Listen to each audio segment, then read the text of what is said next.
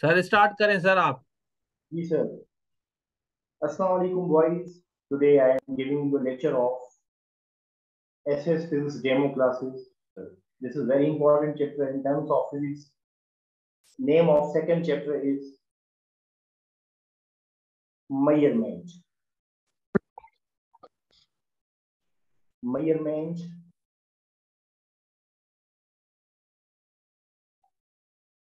In measurement, we use two types of quantity. In physics, quantity is very important terms. What do you mean by quantity? Quantity that can be measured. That can be measured. That can be measured called quantity. Entity means those physical quantities which have physical existence. There are two types of physical quantities. There are two types of physical quantities.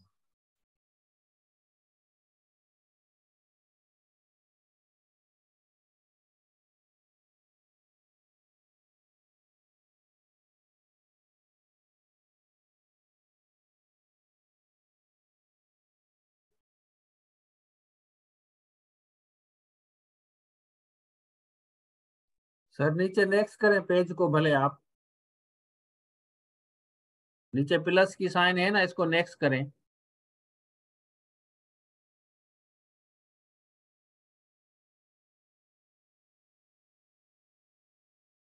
Yes.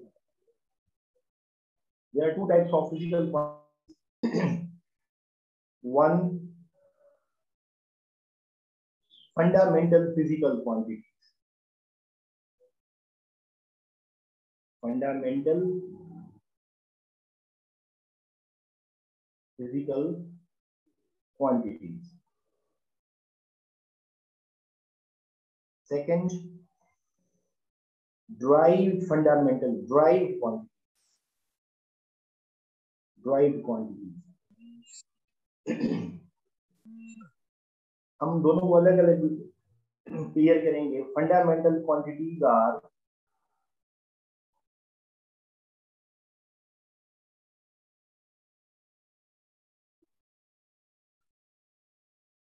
those quantities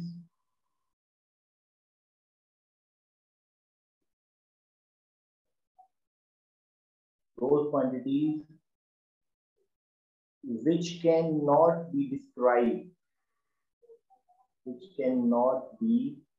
described in terms of other physical quantities. Other physical quantities called fundamental quantities, sometimes called base quantities. Base quantities. क्या मतलब इसका? इसका मतलब ये है कि ऐसी quantities जो किसी दूसरे की मदद से डिफाइन नहीं हो सकती, किसी दूसरे की मदद के बगैर डिफाइन होगी. फॉर एग्जांपल जैसे लेंथ, मास, टाइम, करंट, टेम्परेचर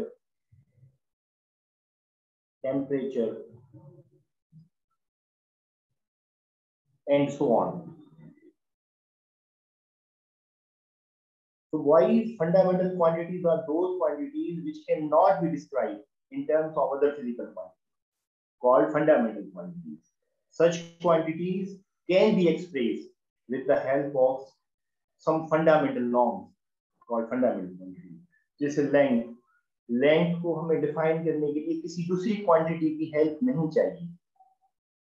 हम खुद लेंथ को एक स्टैंडर्ड से डिफाइन करते हैं.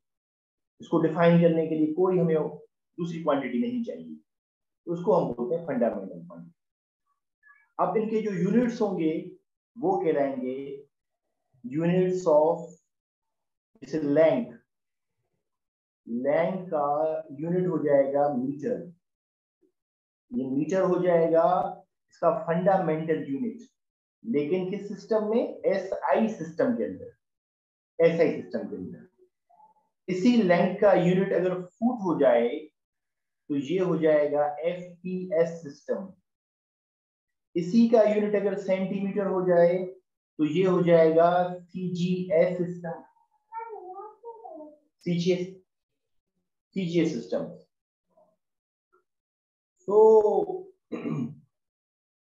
तो अलग अलग सिस्टम में इसका अलग अलग यूनिट हुआ, लेकिन ये रहेगी फंडामेंटल क्वांटिटी। हम ज्यादातर प्रेफरेंस देते हैं इस एसआई सिस्टम को, सिस्टम इंटरनेशनल यूनिट्स, और इसको 1960 में इसको पूरी दुनिया के लिए स्टैंडर्ड कर दिया गया कि आप इस क्वांटिटी से हम मेजरमेंट करेंगे। हम जब भी क्वांटिटी के दरमियान मेजरमेंट करेंगे तो हम कोशिश करेंगे इसको एसआई सिस्टम के अंदर करें। क्लियर?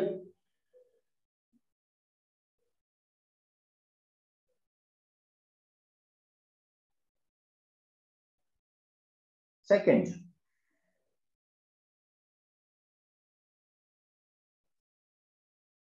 सेकंड होगा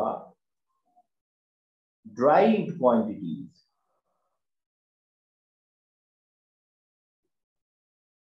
derived quantities,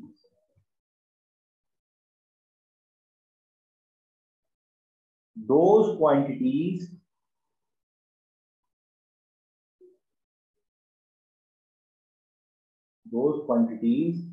which can be described,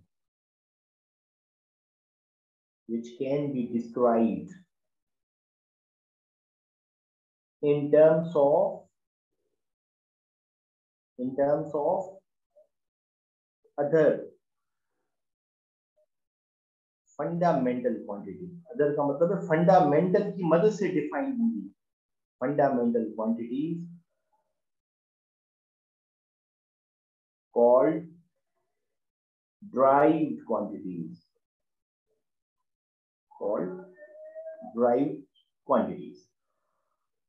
for example, जैसे area, area is a fundamental quantity. Area define नहीं हो सकता जब तक हमारे पास कोई फंडामेंटल क्वांटिटी नहीं हो। हम जानते हैं एरिया को, यूनिट एरिया का फार्मूला क्या हो जाएगा? Length into width, length into width. तो एरिया का फार्मूला क्या हो जाएगा? Length into width. लेंथ को हम मेजर करेंगे मीटर में और विड्थ को मेजर करेंगे मीटर में, तो ये हो जाएगा metre into metre, metre square. तो एरिया का यूनिट मीटर स्क्वायर होगा एसआई सिस्टम के अंदर। अगर आप इसका और सिस्टम रखेंगे, जैसे फॉर सपोज लेंथ को अगर आप मेजरमेंट करेंगे सेंटीमीटर में, विड्थ को मेजर करेंगे सेंटीमीटर में, तो ये हो जाएगा सेंटीमीटर स्क्वायर। अगर एरिया का यूनिट आप रखेंगे, लेंथ को मेजर करेंगे फुट में और इसको भी मेजर करेंगे फुट में, तो ये हो जाएगा foot square, square foot, foot square, square foot. तो कोई भी यूनिट हो सकता है, लेकिन स्क्वायर में कोई भी यूनिट आएगा तो उसको हम नाम देंगे इसका यूनिट। तो area is a derived quantity and metre square is derived unit. Area is quantity, centimeter square is a derived unit in CGS system. Area is a derived quantity and foot square is a derived in FPS system. तो बहुत सारे unit हो सकते हैं, सिर्फ आपको ये समझना है कि क्वांटिटी जो किसी दूसरे की मदद से डिफाइन होती हैं, अगर लेंथ यहाँ नहीं होती तो क्या एरिया डिफाइन हो सकता था? कभी भी नहीं। लेकिन उसके मुकाबले में अगर आप लेंथ को देखें, लेंथ को डिफाइन करने किसी दूसरी टर्म की हमें जरूरत नहीं पड़ेगी। क्यों? Because length is a fundamental quantity. एक और यूनिट देखें आप इसका, एक और यूनिट देखें आप, ये पहला यूनिट हो गया। दूसरा यूनिट देखें आप, दूसरी फंडामेंटल ड्राइव क्वांटिटी देखें, वॉल्यूम।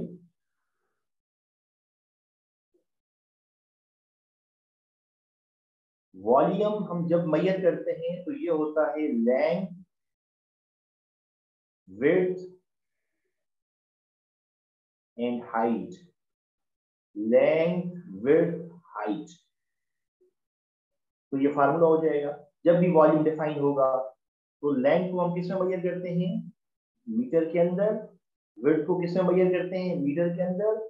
हाइट को मेजर करते हैं मीटर के अंदर। तो metre into metre into metre ये हो जाएगा मीटर क्यूब, या in short we call it cubic metre in SI system. और ये यूनिट किसमें होगा, एसआई सिस्टम के अंदर होगा, सिस्टम इंटरनेशनल यूनिट्स के अंदर। तो वही समझ आ रहा है आपको। तो area is a derived quantity, volume is a derived quantity, metre cube इसका यूनिट हो जाएगा ड्राइव यूनिट्स। तीसरे नंबर पर देखें आप, तीसरे नंबर पर जो क्वांटिटी आ रही है उसका नाम है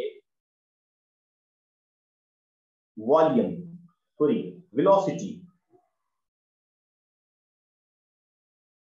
वेलोसिटी का सिंबल हो जाएगा v, and velocity is a vector quantity, so that's why we can give an arrow overhead. Velocity is a drive quantity. Velocity means the rate of change of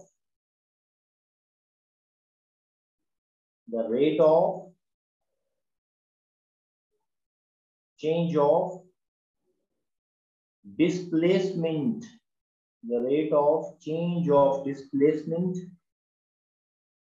called velocity. तो physics में आपको फार्मूलों पर grip होनी चाहिए। तो फार्मूले measurement करते हैं, फिजिक्स इज मेजरमेंटल साइंस। तो वॉल्यूम का, वेलोसिटी का फार्मूला हो जाएगा v is equal to delta s upon delta t, rate of change of displacement, we can give arrow overhead. Rate of change of displacement is called velocity. कि कितना फासला कितने time में कोई बॉडी कवर कर रही है और किस तरफ कर रही है। स्केलर क्वांटिटी नहीं है, ये एक वेक्टर क्वांटिटी है। तो इसका यूनिट क्या हो जाएगा, यूनिट हो जाएगा, हम इसका मेजरमेंट करते हैं मीटर में, डिस्टेंस को मेजर करते हैं डिस्प्लेसमेंट को मीटर में, और टाइम को मेजर करते हैं सेकंड्स में। तो ये हो जाएगा मीटर पर सेकंड, या इसको लिखते हैं ms-1। तो बात समझ आ रही है आपको। तो उसके बाद तो velocity is also a derived quantity. ये सब क्वांटिटीज इसलिए डिफाइन हो रही हैं क्योंकि हमारे पास फंडामेंटल क्वांटिटीज मौजूद है। अगर फंडामेंटल क्वांटिटीज ना होगी तो हम इनको डिफाइन नहीं कर सकते। डिस्प्लेसमेंट कहां से होगी अगर हमारे पास मीटर नहीं होगा। उसके बाद क्वांटिटी आ रही है एक्सीलरेशन।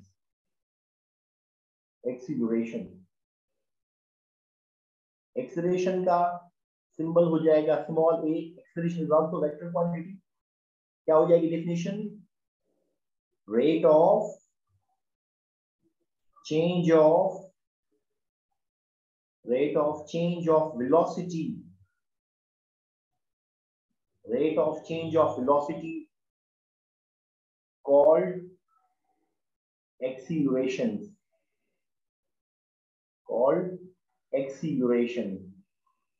Acceleration means रफ्तार की तब्दीली, in terms of magnitude is called acceleration. तो acceleration का फार्मूला क्या हो जाएगा, a is equal to del v। del operator हमें क्या बताता है कि वेलोसिटी चेंज हो रही है। यहाँ भी डेल ऑपरेटर था, यहाँ भी डेल ऑपरेटर है, del v upon del t। तो ये हो जाएगा del v upon del t, और हम जानते हैं ये होता है vf minus vi upon t।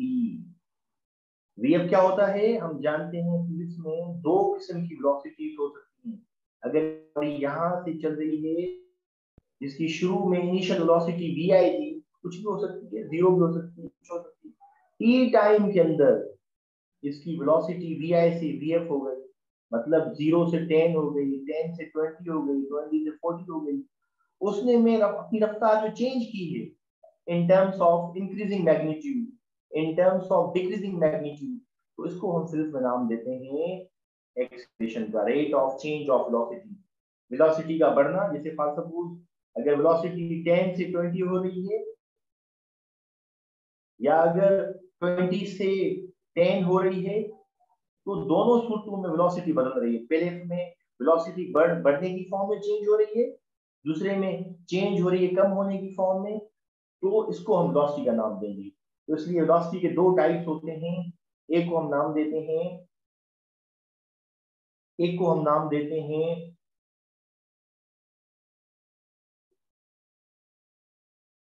Positive acceleration. Positive acceleration, positive acceleration का मतलब ये है कि जो वेलोसिटी चेंज हो रही है, ये जो वेलोसिटी चेंज हो रही है, ये मैग्नीट्यूड के बढ़ने से चेंज हो रही है, मतलब इसका मैग्नीट्यूड बढ़ता जा रहा है। Positive acceleration means the change in velocity of body in terms of increasing magnitude. Change in velocity, change in velocity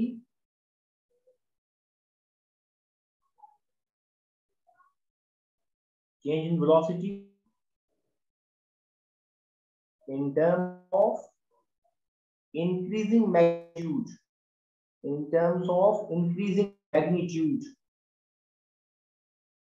in terms of increasing magnitude, called positive acceleration या normal acceleration।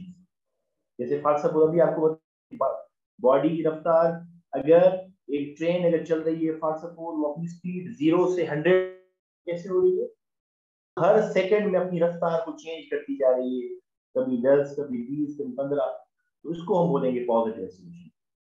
दूसरा देखें, दूसरा हो जाएगा negative acceleration.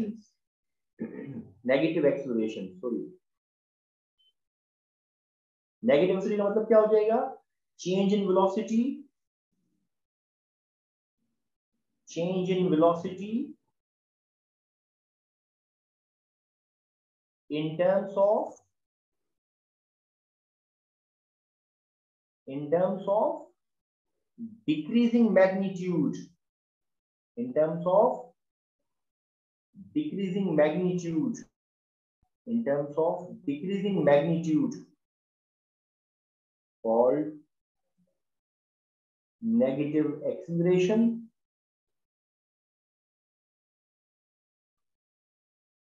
sometimes called deceleration,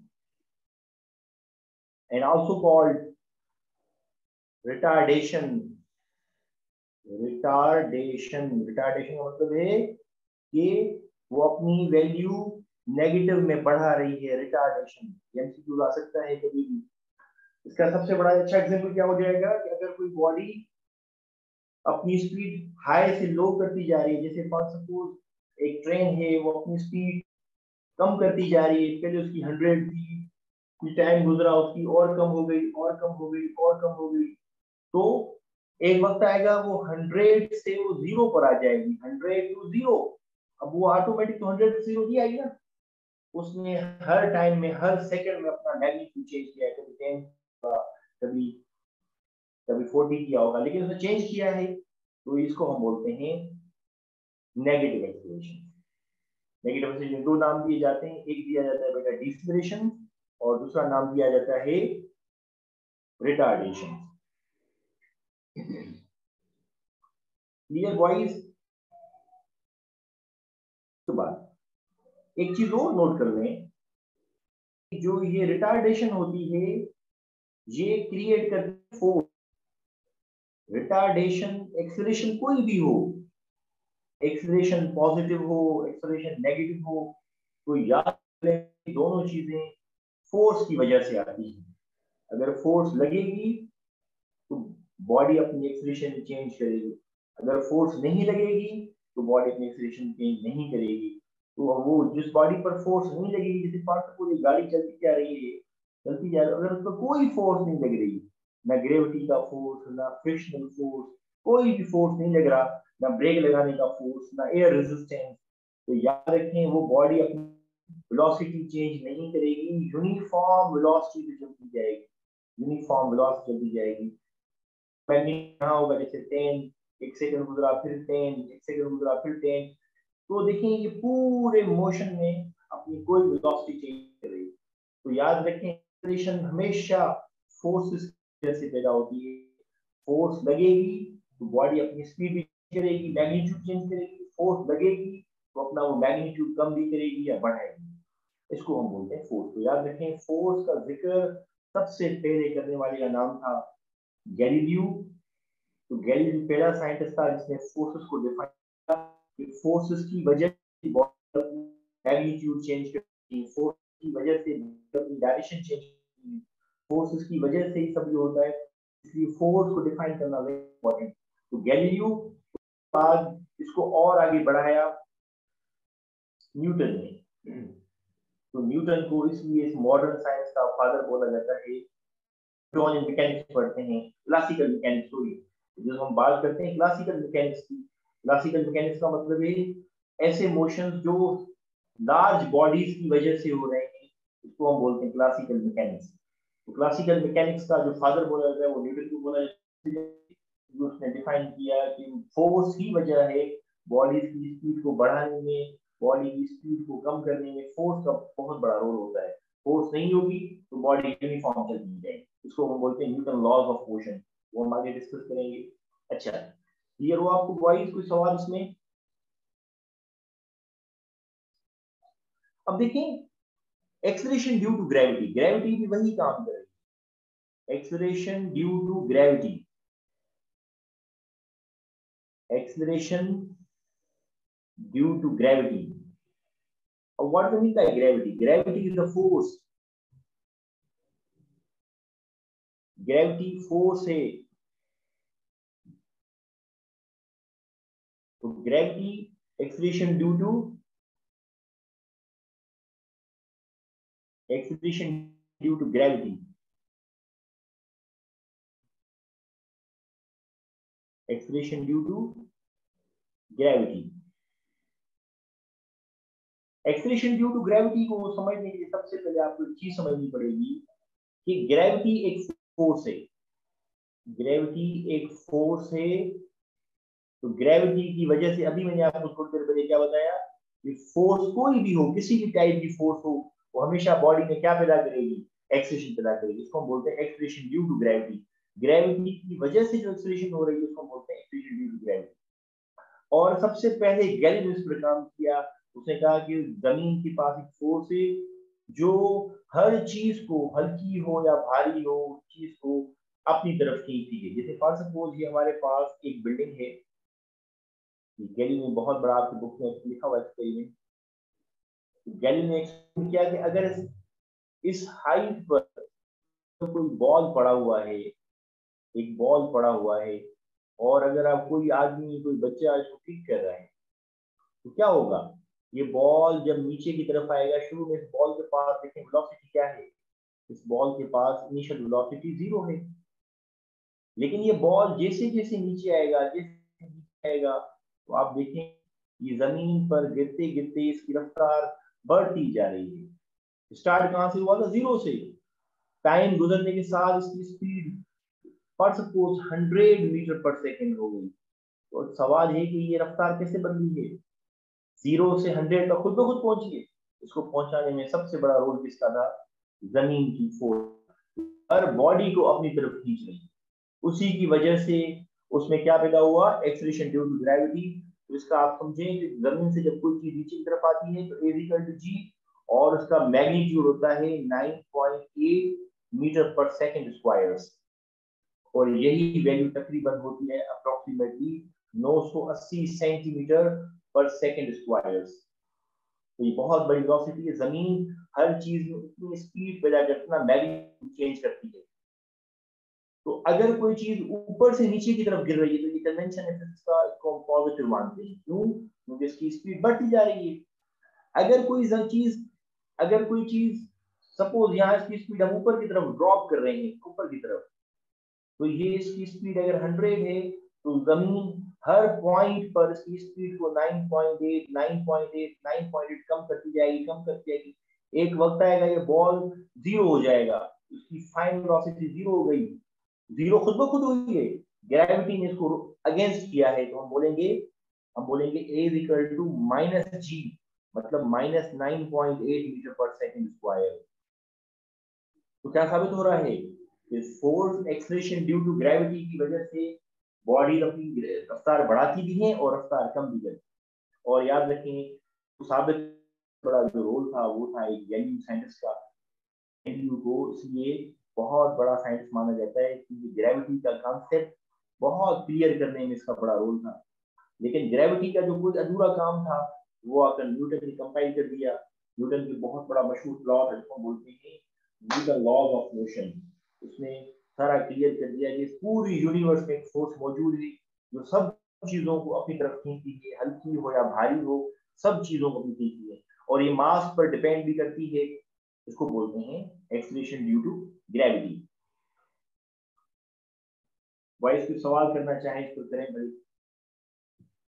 अच्छा बेटा, कोई सवाल है तो सर से करें आप, ठीक है ना, आप माइक खोल के पूछ सकते हैं।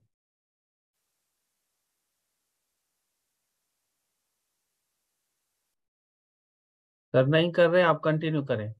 जी जी सर। अब यहाँ से एक सवाल आया है कमीशन में, उसको हम थोड़ा सॉल्व करते हैं ताकि आपको आइडिया हो जाए कि वो सवाल क्या है। वो सवाल ये दिया जा रहा है कि अगर हम कोई बॉडी ऊपर से नीचे की तरफ फेंक रहे हैं, ये कमीशन 2013 में सवाल आया है, अगर कोई बॉडी हम ऊपर से नीचे की तरफ ड्रॉप कर रहे हैं और वो मून पर है, जैसे फॉर सपोज समझें, जैसे अगर एक बॉडी को आप, ये आप सपोज एक बॉडी ड्रॉप कर रहे हैं अर्थ पर, सपोज ये अर्थ है, एक बॉडी हल्की है जिसको हम बोलते हैं फीडर, फॉर सपोज ये है, किसी जानवर का कोई पर है, कोई टुकड़ा है, और एक हमारे पास एक लेड का बॉल है, लेड बोलते हैं शीशे को, सिंधी में जी वो शियो। अब आप देखिए दोनों के मासेस में बड़ा फर्क है, फीडर का मास बहुत कम, लेदर का मास ज्यादा। आप सोचिए अगर एक्सपेरिमेंट करें, अगर ये दोनों चीजों को फॉल तो क्या होगा। जानते हैं कि इस पहले गिरती है, जमीन पर स्पीड से पहले आकर गिरेगी, और फीडर बहुत आराम से ट्रेवल करता हुआ आएगा। क्यों? लेकिन गैलीलियो ने यह साबित किया था कि जमीन तो सब कुछ एक, ऐसा क्यों हो रहा है कि पहले गिर रहा है एक बाद में गिर रहा है। इसकी वजह क्या है? इसकी वजह ये है कि जमीन पर जो ये एयर रेजिस्टेंस होती है, एयर रेजिस्टेंस, ये हवा बहुत हल्की चीजों को अपोजिट जोर लगाती है, इसलिए जमीन फीडर को भी उसी स्पीड से खींच रही है, बॉल को भी उसी स्पीड ग्रेविटी फोर्स से खींच रही है। लेकिन क्योंकि बॉल का मास ज्यादा है, मास ज्यादा होने की वजह से वो पहले गिरेगा अगर। लेकिन होना ये चाहिए, अगर यही एक्सपेरिमेंट आप अभी यही एक्सपेरिमेंट अगर आप हवा को निकाल दें, यहाँ एयर रेजिस्टेंस मौजूद थी, एयर रेजिस्टेंस, अगर आप हवा को निकाल दें और दोबारा यही एक्सपेरिमेंट करें तो क्या सोचें, अगर यहाँ एक फीडर को, जमीन पर भी एक फीडर को और एक लेड के बॉल को अगर हम दोनों के साथ फॉल करें, लेकिन एक शर्त होगी, यहाँ पर एयर रेजिस्टेंस हम निकालें, इसका मतलब यहाँ पर वैक्यूम क्रिएट कर देंगे, वैक्यूम तो मटेरियल मीडिया, कोई हवा नहीं होगी, कोई पानी नहीं होगा।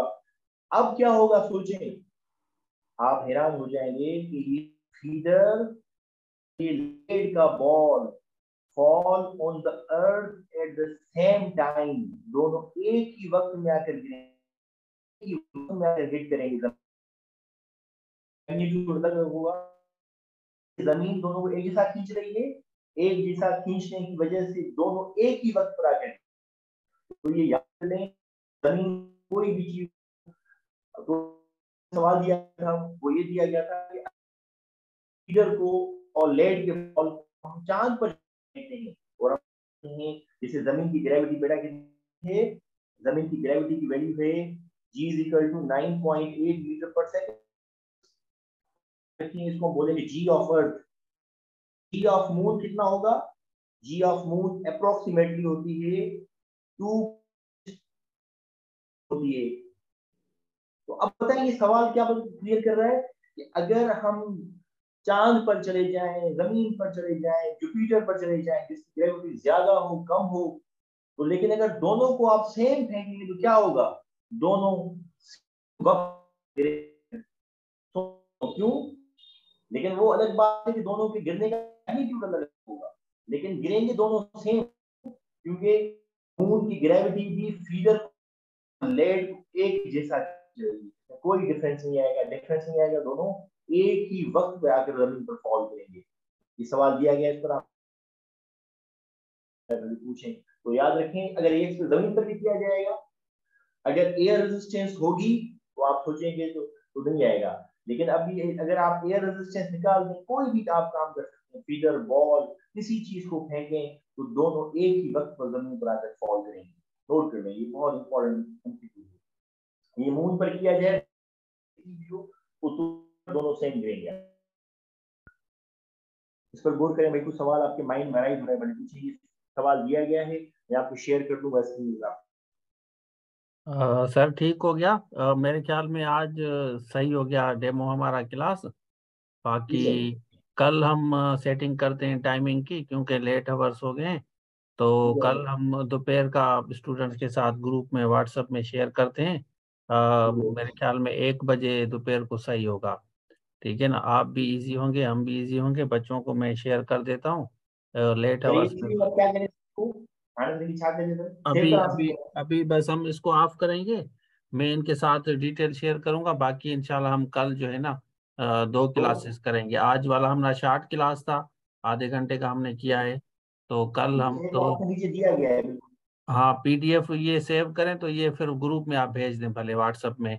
बाकी लेक्चर में रिकॉर्डिंग इनको दे दूंगा, आप ये परेशान ना रहें बच्चे। वो रिकॉर्डिंग आपके पास हो गई है सर? हाँ, रिकॉर्डिंग मेरे पास हो गई है। तो बाकी कल जो है ना सर हम डिस्कस करते हैं फर्दर, मैं ग्रुप में बच्चों को बता देता हूँ, इंशाल्लाह कल से स्टार्ट करेंगे farmer. Okay sir, thank you sir. Thank you sir, wonderful class, thank you sir. Okay, Allah Hafiz.